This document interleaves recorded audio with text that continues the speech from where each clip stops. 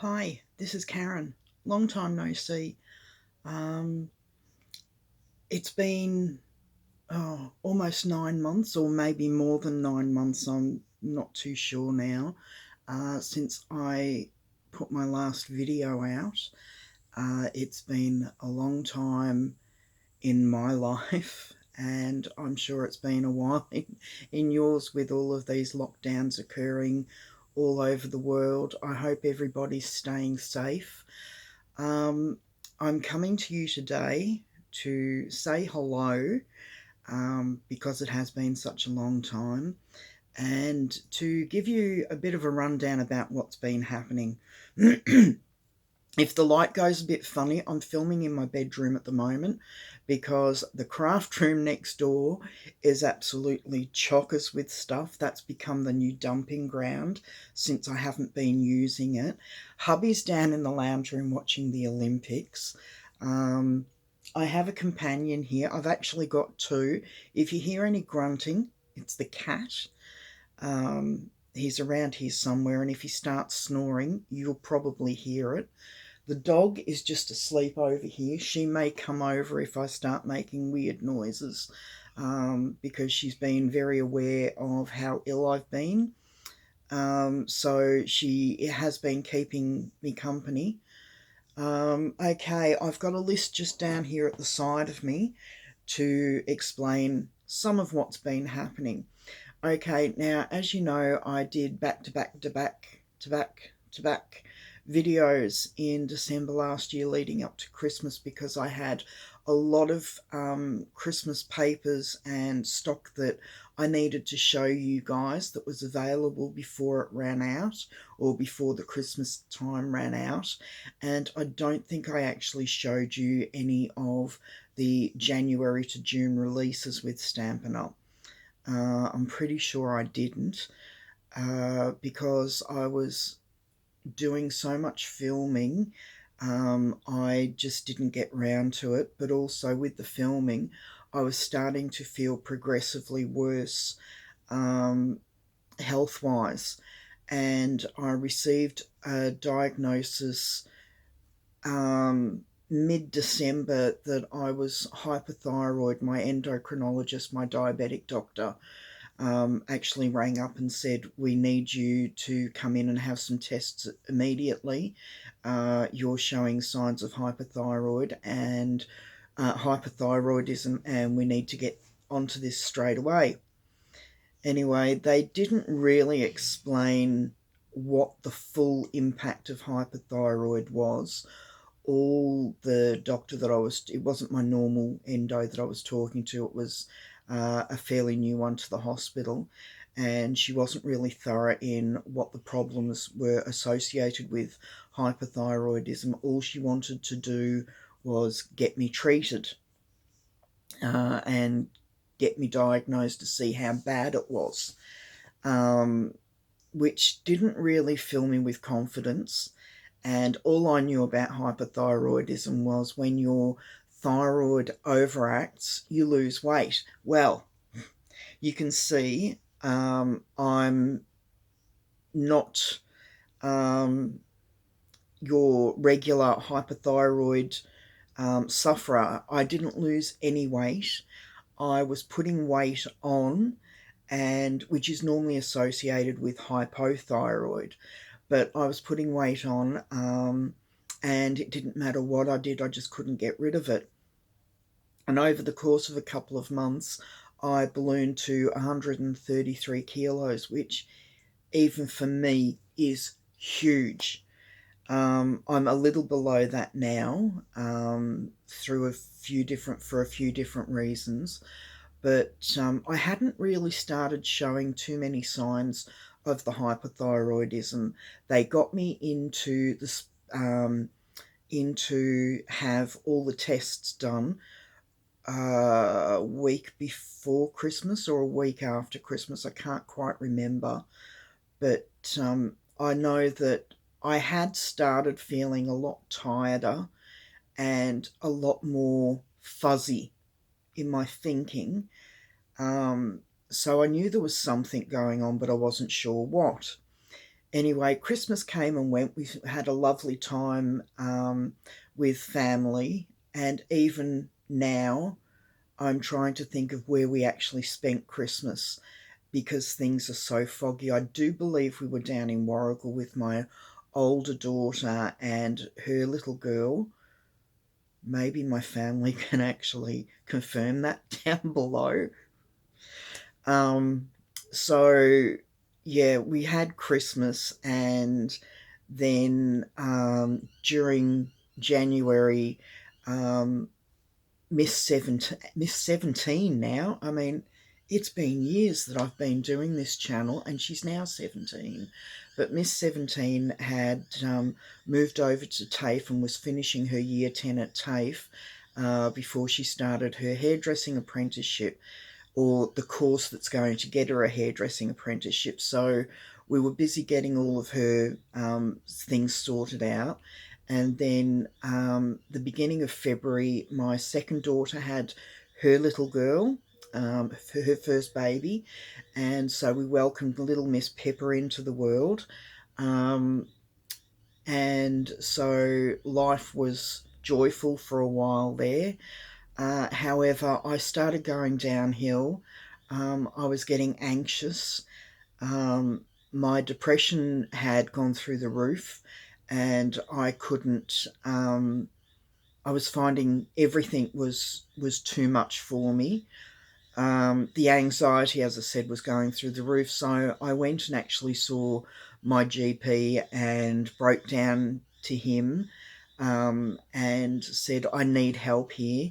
I haven't heard anything from the endocrinologists. They said that I'm supposed to have an appointment with them in the April, and that didn't happen. But at that time, this was early March, and I said, I can't wait a month. I need to talk to somebody who's going to help me through this and help me sort out what I can do to make me feel better. Also, the arthritis in my knee, or in both knees, had gotten progressively worse over this time. I was using my husband's walker to get around. Um, he uses a walking stick most of the time that he's got his prosthetic leg on, so his walker was going free. So I was snagging that so that I could even cook dinner, because between my knees and my general lethargy, I just couldn't even cook dinner, never mind put a card together or do anything else. Um, I was basically sitting in the lounge room watching videos on my tablet or on my laptop, because I literally couldn't do anything. And the pain from my knees seemed to have travelled to my shoulders, and my arms from the shoulder, literally from the shoulder down. I couldn't do anything for longer than 10 minutes at a time before my arms felt like lead weights. Anyway, I didn't hear from the endocrinologist, um, which was really upsetting. I rang a couple of times, and they said, look, you've got an appointment in May for your diabetic endocrinologist. They'll talk to you then. And I said, but this isn't about my diabetes. This is about my hypothyroidism. I really need to talk to somebody, but that wasn't happening. So the doctor put me on some pain patches for my knees, and also for the pain that I'd now developed in both shoulders. The reason I'm using my right arm, my left arm is worse, and at the moment I've got pain there because I've only just gotten home from the physiotherapist, and driving actually hurts as well. So um, April sort of went in a blur because I was on morphine patches to try and stop the pain, and they got progressively higher because the pain just wasn't abating with the patches. Then in late May, I was on the highest patch possible, and my skin developed an allergy to the glues that were used in the patches. And I had a breakdown because I thought, well, this is the only pain medication that's working for me, even to a small extent. And I was still taking Panadeine Forte as well. So I thought, this is the end of it for me. I'm not going to be able to go on any further. Um, the doctors aren't going to be able to prescribe anything for me anyway. I went back to the doctor in tears, and I had all the red welts all over my upper body from where the patches had been. And after 2 days, the patches weren't actually sticking to my skin. So I was getting no pain relief. I was upping the dose of the Panadeine Fort to as many as I could, and I literally couldn't do anything. I'd lay on the bed and just watch whatever was on the tablets. I'm sorry if this seems to be going on and on. If you're still with me at this moment, thank you so much. Um, anyway, the doctor was able to prescribe me some tablets that don't have any other side effects except take away your pain and make you sleepy, which is fine by me because I don't sleep well at night, and these ones just knock me out at night.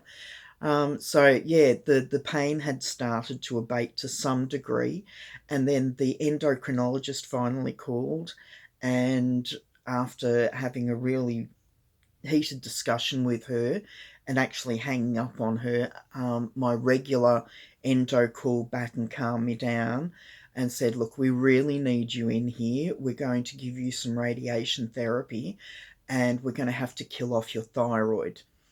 Um, because the hypothyroidism is what's causing the pain in your shoulders, and the deadening of your arms, because my arms, as I said, were going dead all the way to my fingertips. At night, my hands would be on fire, but they would be numb, and I couldn't do anything. I'd have to sit at the edge of the bed with my hands literally down by my sides until they came back to life, and this was happening 3 or 4 times a night. Anyway, I went in early June and took the radiation tablet, and then had to self-isolate for a week. Thankfully, my mother, hi mum, my mother had a spare room in the back of her house, so I went and became the invisible guest, only popping out occasionally to grab something to eat. Um, Most of the time, my mum would cook my meal for me. It was all frozen meals at night. She'd stick them in the microwave and then bring them down and just leave them inside the bedroom so that I could have something to eat. But I became quite used to just living on my own for that week. Thankfully, she had a toilet and bathroom that I could use all to myself. So, yeah, that week went quite quickly, and then I was able to come back out again and come home. So hubby and Miss 17 had to exist for the whole week without me, and they proved that they can.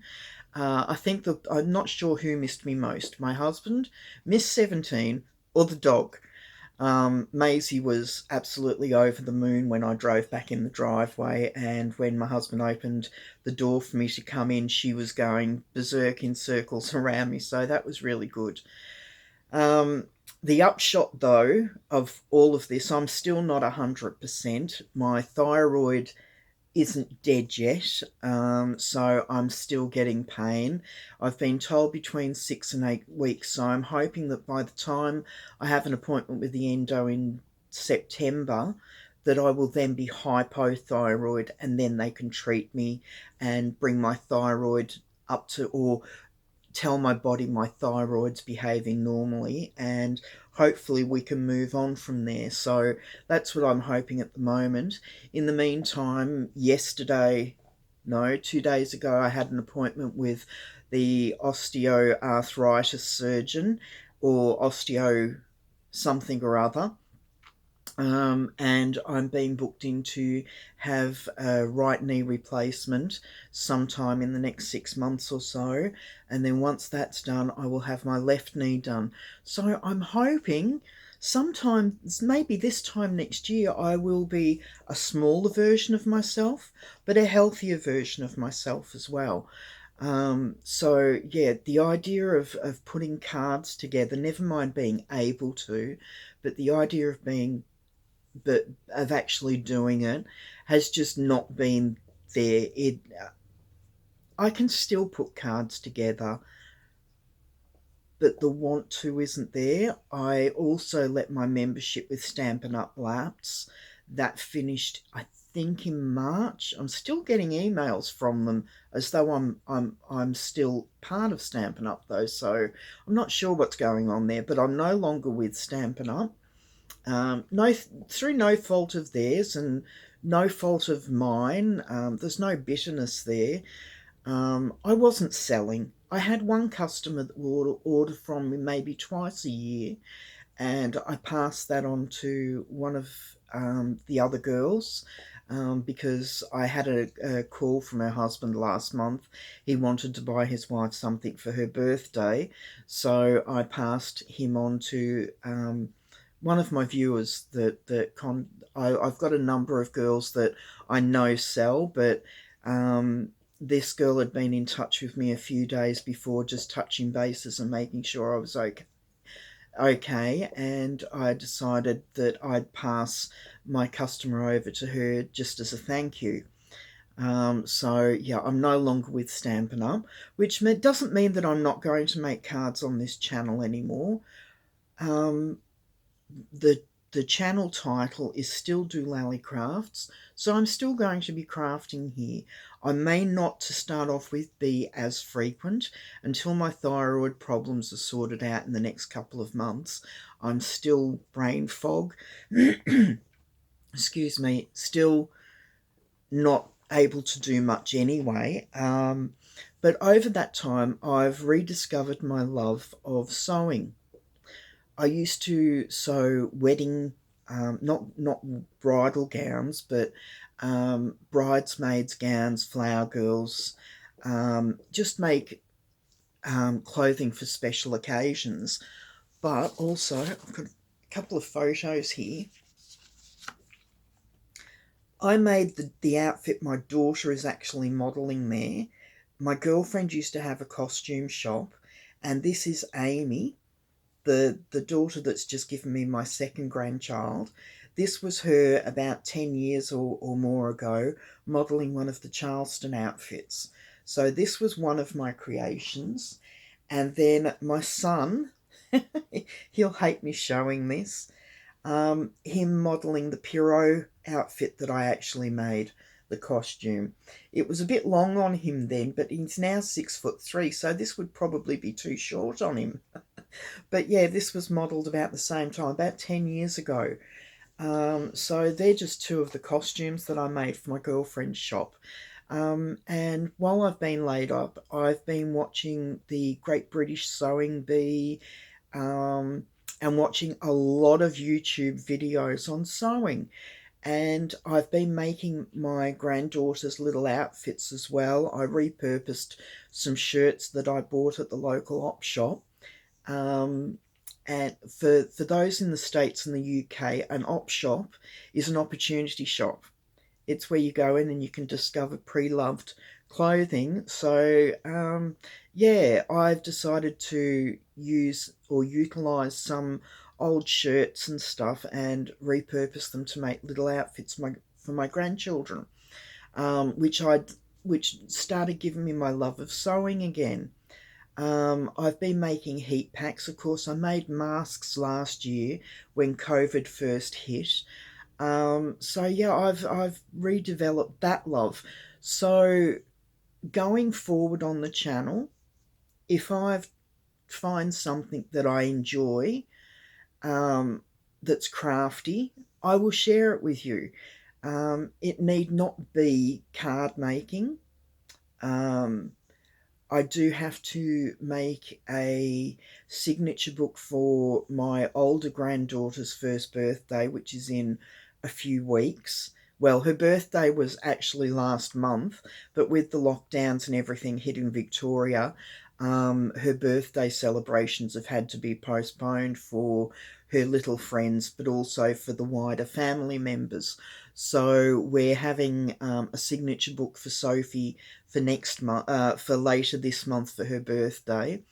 So I will probably make a quick video of that. It probably will use Stampin' Up products because I've got the majority of those in the craft room at the moment, and I've still got to make my way from the bedroom door to my chair in the craft room because, as I said, that's become the dumping ground over the last 8 months. Um, So yeah, I will make occasional paper crafting things, but the majority of my crafty makes from this way forward will be clothes. Mainly because I need a new wardrobe as I start losing weight, hopefully. I will need clothes. And so I decided that that's what I'm going to turn the channel to, will be more craft sewing. Miss 17 also needs some new clothes, so I will be making things for her, making things for myself, making things for my granddaughters. So, yeah, I hope you'll remain and stay on the journey with me and enjoy what's to come.